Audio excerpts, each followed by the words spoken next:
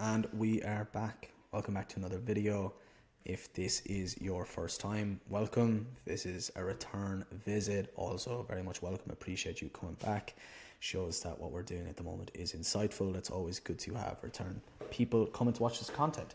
So what is the whole point of this video? This video, as you can see, is titled What's Most Important? The Hierarchy of Importance. And this is how your ads can be boom or bust in 2025. Now, if you're new to the channel, who am I? My name is Andrew Brennan Smith. I'm the COO and co-founder of ITU Digital. We help info product owners, coaches, and consultants from between 20 and 50K scale to that elusive 100K a month mark, all while saving them time, money, effort, and eliminating all the bullshit between it, because there's a lot of noise out there when it comes to ads. There's a lot of people who are making a lot of empty promises. And my purpose and my goal for this whole channel is to show you all the tips and tricks along the way. By no means am I an expert, but I do learn a lot, and these are the best insights and tips I have for people, and I want to make them as insightful as possible. If they impact people in the right way, that's absolutely fantastic. So without further ado, let's get into it. I want to keep this one nice and short this time. I think we can get it in under the 10 as I always promise. But why is it important for hierarchy? Meta ads in 2025 come down to fine margins, and actually, as we record this video on June the 24th, it is getting finer and finer as we speak. And look, if you're lacking in one of the core four areas, you're going to kiss goodbye to success. Your CPMs are going to be higher, your conversion rates are going to be a lot lower, your ad spend is going to be a lot higher for less return, and you're just going to be ending up with a lot of headaches, putting out fires left, right, and center. And genuinely, with your creatives and with your actual offers, you're just going to be left scratching your head. So I've done up a nice little visual here as to what is the hierarchy of importance. There's 4 of them, and some people may agree, some people may not agree on them, but I think that these are the most important. So if I can actually get rid of this one, that'd be great. Okay, perfect, we're back. So what is king? Offer. People can say creative, people can say offer. To be honest, it's probably a mix of both, but from what I've seen online and what I truly believe, an offer is super important. If your offer sucks, everything else, it doesn't matter how professional the ads, doesn't matter how professional the call outs, doesn't matter how good your landing page is, doesn't matter how good your media buyers are, you're not going to be successful. Because as Alex Hormozy says, and I keep talking, but I keep talking, make an offer so good somebody will feel dumb saying no to it. So having a good offer is point blank number 1 king, and it gets its crown for a reason. Number 2, creative. Creative is everything, especially for info product owners, coaches and consultants, e-com businesses, etc. Creative is super important. How can you distinguish yourself from your competitors? How can you distinguish yourself from the market as a whole? How can you show that genuine side of you? Because I spoke about it in all of my previous videos. People will buy from you if they know, like, and trust you. And as Rob Lipsett told me, people will buy from you if they fuck with you. Very simply. So how can you actually, in your creatives, build that trust and speed up that process of point of contact number 1 to sale, because it takes 17 touch points now on average, probably even more at this stage. I'm actually waiting the next doc that we receive from Google and from Meta to see what that actually has gone up to now, because it's definitely a lot more. So creative is number 2. Number 3, LP, landing page. Again, I've said it before, if your offer sucks and your creative is fantastic, you have a fantastic landing page, still going to be shit. And I'm sorry to break it to you, but that's just the God honest truth of it. So, landing page, what actually makes a landing page super important, I'll go into in a minute. Now, what is number 4? Having a good media buyer. And by a good media buyer, I mean, sorry, I had to sneeze off camera. Media buyer.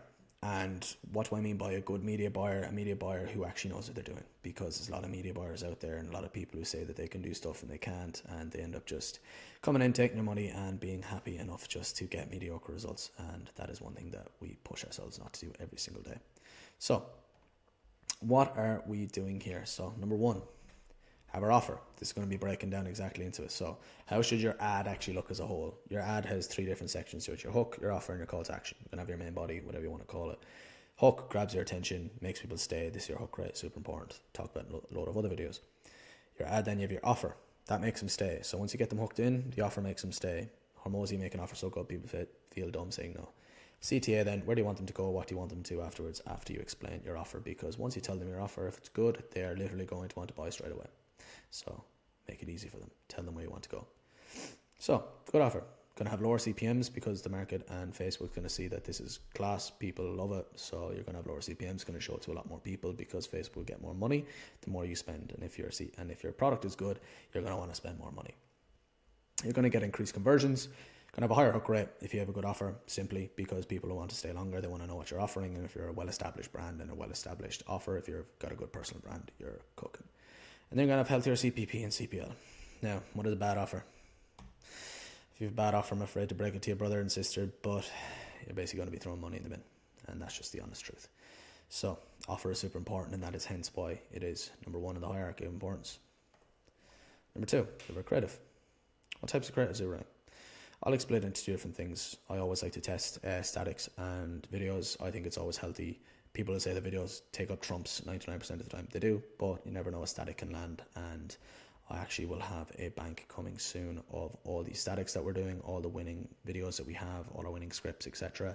I'm actually going to provide a script for people in the bottom of the video. You've stayed for 6 minutes, so you're going to be getting a nice little treat as a result. So the purpose of the creatives is to stop the scroll. Literally, Instagram's algorithm as a whole is literally designed for this metric.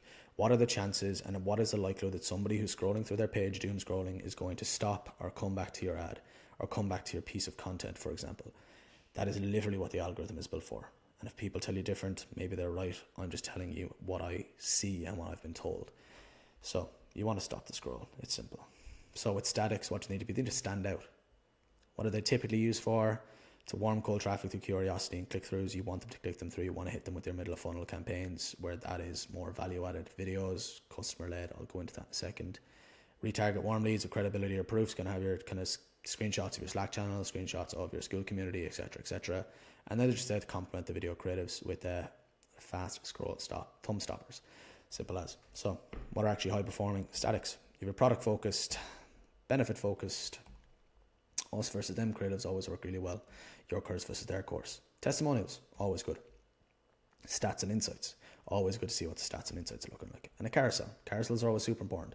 Go through what your course is, and then go through the ICP, what it costs, what are the benefits, etc., etc. Kind of brings everything all into one area here. These are my favorites. Statics can be fun, but videos are the best. I love making up videos. So you're going to have your founder-side creatives. These have absolutely crushed it for us. They've brought in probably well over 100K for our clients in the past 60 days. So it's super good to see for their info businesses. UGC, always super important. Trying to make it not look like an ad is probably one of the most important things that people still refuse to admit and refuse to implement into their business. The less it looks like an ad, the more people are going to trust it. So UGC is the perfect way to do it. Statistic shocks, put them into the market, put that bit of a shock out there. People respond to numbers very well. They trust numbers a lot more than if it's just an empty promise. So put them out there. And then testimonials, get your video testimonials out there, get the social proof, get people talking about how good your info product was, how good your coaching business was, how good your consultancy was. What's the difference? Because people will buy from people. I know for a fact I get 20 people in my DMs every single month asking me, oh, what do you think of this course? What do you think of that course you were in? They literally just want that social proof. And if they know that somebody had a good experience, they're a lot more likely to go through and buy it. So what are they used for here? Warm your cold traffic through curiosity. Basically the exact same things again. Literally the exact same things. Number 3 then. We have a minute and 25 seconds to go. Let's go. Landing page. Where are you sending people after they click? Your landing page needs to be simple. Needs to be to the point. Keep it short because there's a lot of bullshit out there. Seamless flow. Need fundamentals. I spent that wrong. They need to have good loading speed. So what are the fundamentals? Want a God spot. On your God spot, that's right here. As soon as they land on the page, you're going to have your offer. This is our landing page, for example. You're going to have your offer. You're going to have the VSL or whatever you want to call it. And you're going to have your access now, the video there. No bullshit. Keep it simple. Your structure should be headline. Have your offer, your call out, and your RCP. You should have a VSL there, CTA under that, social proof, VSL under that, or CTA under that, testimonials. I'm actually going to say CTA under that as well because that is... Literally just have CTAs everywhere, and not everywhere. Don't be dumb about it. Have it just under the main sections because that's all you need. And then FAQs, and then just have your objection handles. Like I said, your FAQs. So number 4, stock emitter 10, bollocks. Media buyers. Who are you trusting actually to scale your business? So media buyers, they manage your accounts. Number 1, they do data-driven decision making. Some of them do, some of them don't. Some of them actually don't know what they're doing. And then they're action takers. Some of them aren't, to be honest. Now, as you can see, case study, this is more the media buyers. You've probably seen this before, but What we found out with the boys at AST was in 90 days added 47.7k, 106 new members on a mid-ticket offer.